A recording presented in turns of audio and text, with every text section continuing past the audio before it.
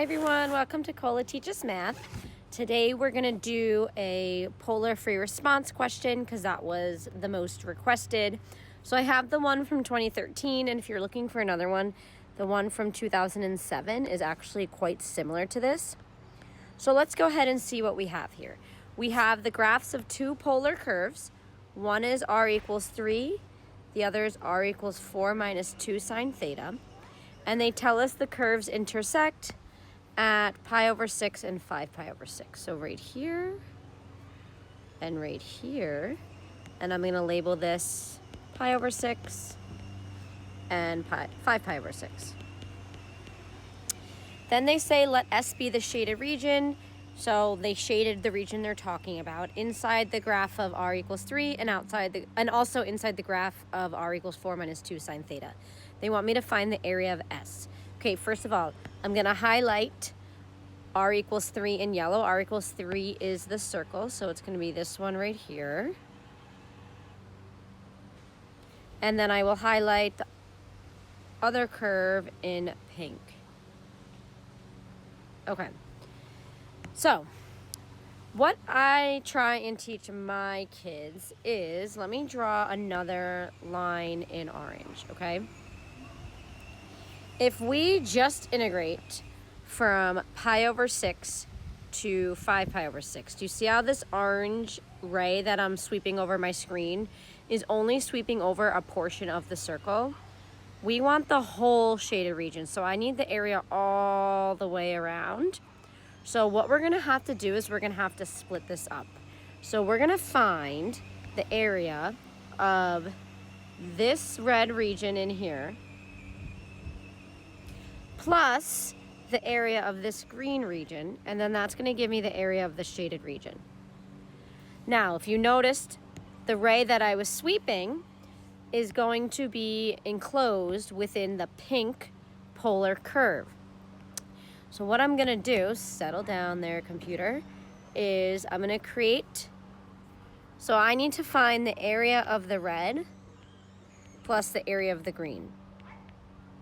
So the area of the red is going to be the polar area formula, 1/2 alpha to beta, so pi over 6 to 5 pi over 6, r squared. So I'm going to use the pink because it's enclosed within the pink polar curve. So 4 minus 2 sine theta squared. Now, the green, you might be wondering, well, how am I going to integrate the green?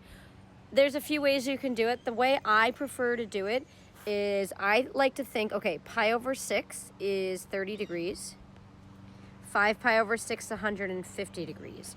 So this green region right here is 2/3 of a circle. How do I know that? Well, from 30 to 150, that red section of the circle is 120 degrees, which means there's 240 degrees left. 2/3 of 360 is 240. So what I'm going to do then is I'm going to find the area, 2/3 area of the circle.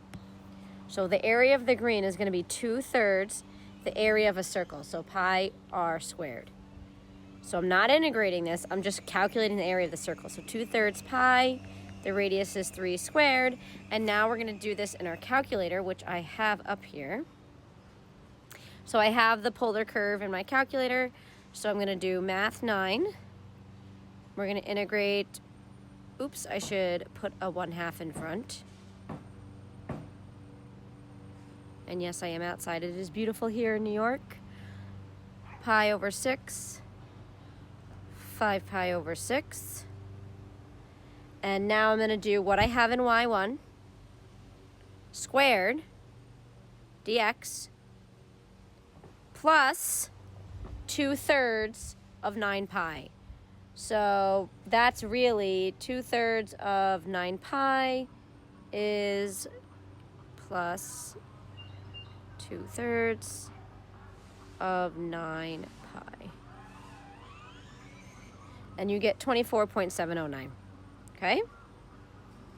So then this is going to be equal to 24.709. All right, letter B. A particle moves along the polar curve so that at time t equals 0, theta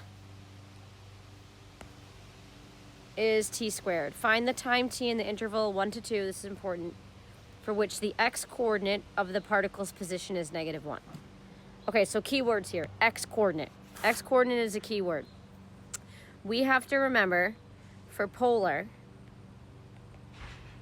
x equals r cosine theta, y equals r sine theta. So that's what I'm going to start with. It's an x-coordinate. So x is going to be r.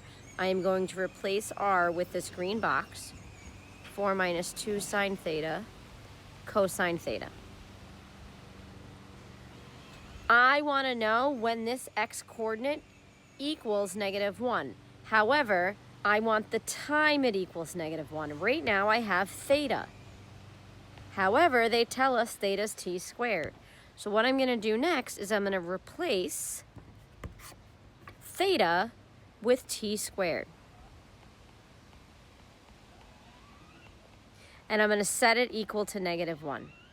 So I'm going to use my calculator. I'm going to type this into y1, this into y2. We're going to change our window to be between 1 and 2, and we're going to see where they intersect. So let's do that.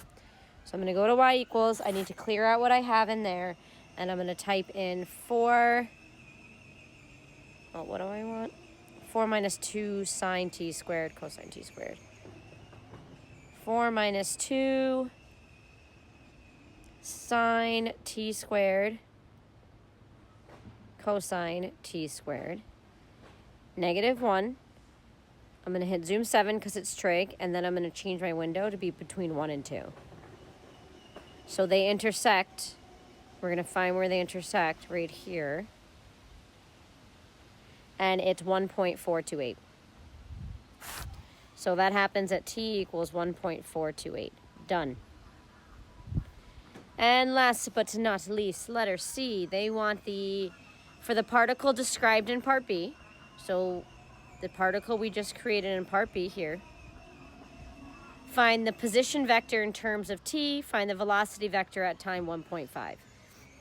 Okay, so I like to go piece by piece. So let's start with x. X is r cosine theta. I know I already created it. I'm going to create it again.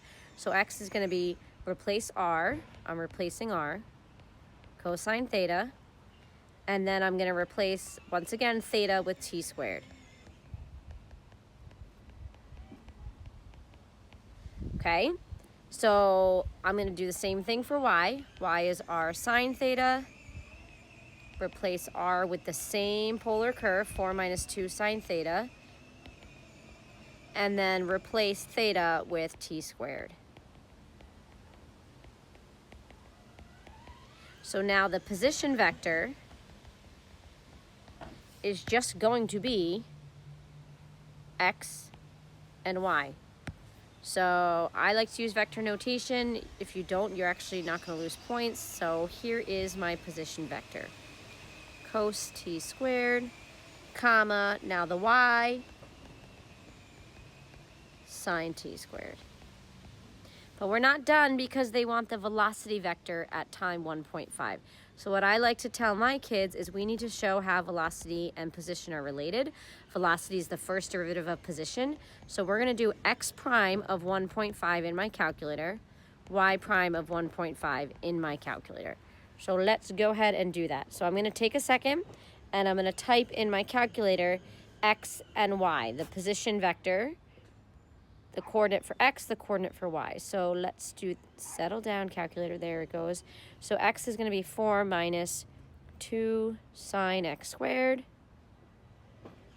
cosine x squared. Y is going to be 4 minus 2 sine x squared,